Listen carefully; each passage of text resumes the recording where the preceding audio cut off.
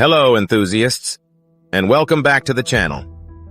Today we're breaking down two of the most talked about techniques in cannabis cultivation, topping and fimming. If you've ever stared at your plant wondering where to cut, or worried about messing it up completely, you're not alone.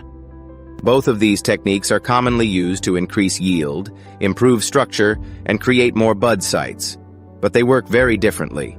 So in this video, we're going to break it all down, simply, clearly, and in a way that actually makes sense. Chapter 1. Why growers cut their plants. Before we even talk about topping or fimming, we need to understand why growers cut their plants in the first place. Cannabis naturally grows with something called apical dominance. This means the main top of the plant produces hormones, primarily auxins, that suppress the growth of lower branches. Or put it another way, the plant is trying to grow one main top, which eventually becomes the cola. A cola is the main flower at the top of the plant and is the part that usually grows the largest and gets the most light. In nature, the plant often grows tall and relatively narrow by focusing most of its energy on that main top flower, while the lower branches stay smaller and less developed. The reason the plant behaves this way comes down to survival. By growing upward and prioritizing that top flower, the plant can reach more sunlight and improve its chances of spreading pollen. And while that works perfectly in nature, it's not ideal for indoor or controlled growing environments. Growers want more tops, a more even canopy, and better light distribution. So instead of letting the plant grow naturally, we interrupt with cutting, and that's where topping and fimming come in. Chapter 2. What is topping? Topping is the more traditional and straightforward method whereby growers simply cut off the main growth tip, which is usually just above a node. And just in case if you are wondering, a node is the point on the stem where branches and leaves grow out from. It is essentially the plant's growth junctions. Once you remove that top part of the plant, it can no longer prioritize a single dominant cola, because the main source of auxins is removed. Instead, the plant redirects energy into the two side shoots just below the cut, and those two shoots become your new main tops. As for when to top, most growers wait until the plant has at least 4 to 6 nodes and is actively growing. This gives the plant a strong enough foundation to handle the stress, and will help it recover quickly after being cut. You'll want to avoid topping a plant that is still very young, recently transplanted, or already showing signs of stress. This technique has been used by growers and gardeners for decades and is not just used for cannabis, but with many types of plants as a way to control shape and increase branching. It's clean, predictable, and easy to understand. But it does come with a trade-off. Topping is a high-stress technique. You are removing a significant part of the plant, so recovery time is required.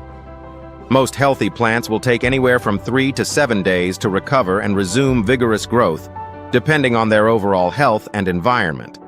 And one small but important tip: always use clean, sharp scissors or pruning shears, as a clean cut helps reduce stress and lowers the risk of infection. Chapter 3. What is fimming? Fimming is a little different than topping and honestly, a little less precise. FIM stands for F word I missed, and its name actually does a great job at explaining the technique. Essentially, instead of completely removing the top like before, you are only cutting about 70 to 80% of the tip while leaving a small portion in place. The tip is located at the very top of the plant and can be found by looking for the newest growth where small leaves are still forming and haven't fully opened yet. A few days after the cut, you'll usually start to see several new shoots forming. Instead of producing just 2 new tops, it can produce 3, 4, sometimes even more. As for when to fim, most growers wait until the plant has at least 4 to 6 nodes and is actively growing. This ensures the plant is strong enough to handle the stress and is able to recover quickly after the cut. Fimming gives you potential, but there's a catch. It's less predictable. Every FIM cut can produce slightly different results depending on how much of the tip you leave behind. and how clean the cut is. Now that we've covered some background on today's topic, we just wanted to take a moment to thank the sponsor of today's video, the Exhale Homegrown CO2 Company. They offer one of the most practical and reliable ways to introduce natural carbon dioxide into your grow. For over 20 years, Exhale has taken the science of fungal respiration and turned it into a clean, controlled, and highly effective solution for indoor gardening. Each bag is thoughtfully designed to meet the needs of real-world growers, from small home tents to fully sealed commercial rooms. It's a true plug-and-play system. Just hang the bag above your canopy and the fun guy inside get to work, producing a steady stream of CO2.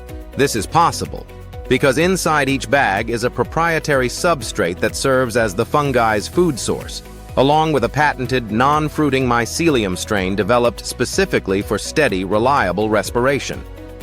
What really sets Exhale apart is that they were the first to bring the CO2 bag concept to market.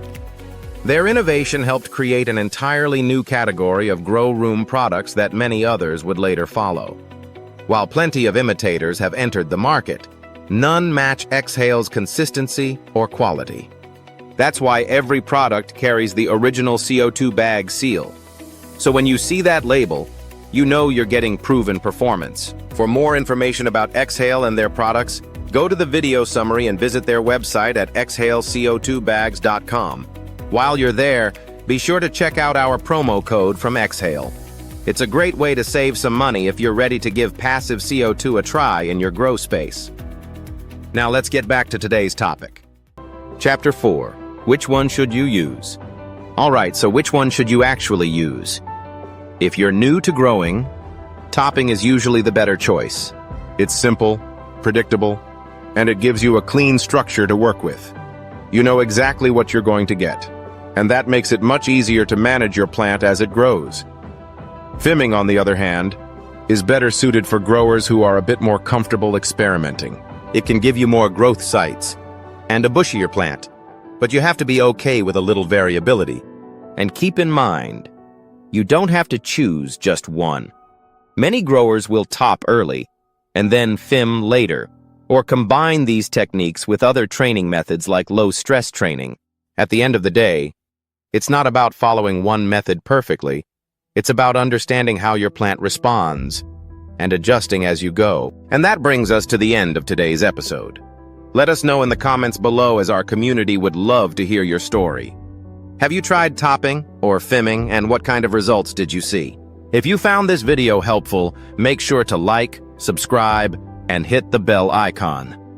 Thanks again for watching, and as always, keep being awesome and stay curious, my friends.